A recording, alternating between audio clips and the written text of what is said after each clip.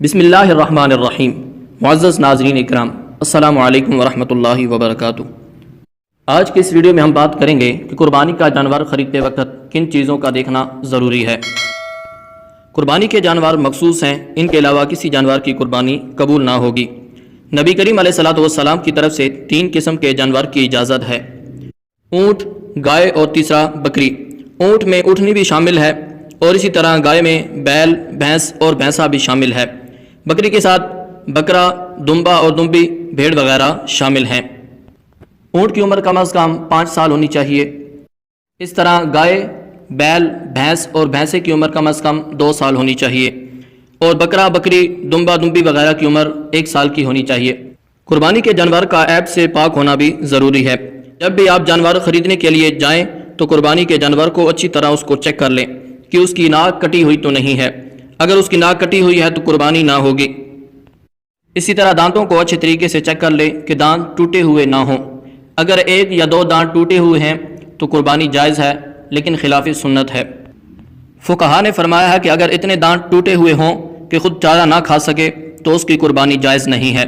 یعنی اس کا مطلب ہے کہ 1-2 دانت ٹوٹے ہوئے ہوں تو قربانی جائز ہے، لیکن خلاف سنت ہے۔ اسی طرح زبان کو چیک کر لیں کہ زبان کٹی ہوئی نہ ہو۔ اگر زبان کٹی ہوئی ہو تو پھر اس کی قربانی جائز نہیں ہے۔ اسی طرح آنکھوں کو چیک کر لیں، آنکھیں بالکل ٹھیک ہونی چاہیے۔ اگر کانا ہے یا اندھا ہے تو اس کی قربانی جائز نہ ہوگی۔ اور کانوں کا مسئلہ یہ ہے کہ اگر جانور کے پیدائشی کان نہ ہوں تو یہ عیب ہے، اس جانور کی قربانی جائز نہیں ہے۔ ہاں، بڑے چھوٹے سے کوئی فرق نہیں پڑتا، کیونکہ بعض جانوروں کے کان بڑے ہوتے ہیں اور بعض کے چھوٹے ہیں، یہ کوئی مسئلہ نہیں ہے۔ اور اگر کان ہیں اور کٹے ہوئے ہیں تو دیکھنا پڑے گا کہ اگر کان کا 1/3 حصہ کٹا ہوا یا اس سے زیادہ نہ ہو۔ اگر اس سے زیادہ ہے تو قربانی جائز نہیں ہے۔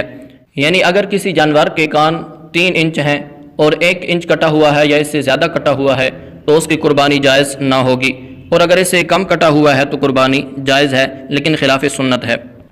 اور اسی طرح قربانی کے جانور کو خریدتے وقت یہ دیکھنا ضروری ہے کہ وہ لنگڑا نہ ہو، یعنی اتنا لنگڑا ہو کہ وہ چل کر قربان گاہ تک نہ جا سکے، وہ چل کر خود چارہ نہ کھا سکے۔ یہ عیبدار جانور ہے، اس کی بھی قربانی جائز نہیں ہے۔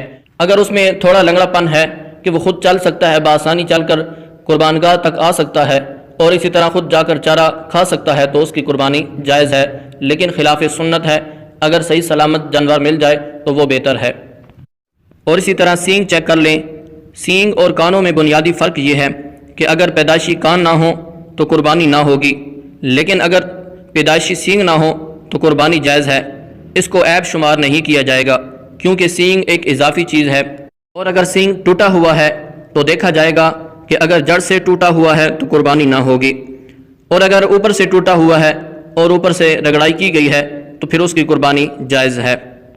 ناظرین اکرام، یہ وہ چیزیں تھیں کہ قربانی کے جانور کو خریدتے وقت ان چیزوں کا دیکھنا بہت زیادہ ضروری ہے۔ اگر ہماری ویڈیو پسند آئی ہو تو دوستوں میں شیئر کریں تاکہ زیادہ سے زیادہ لوگ قربانی کے مسائل سیکھ سکیں اور سمجھ سکیں۔ جزاک اللہ۔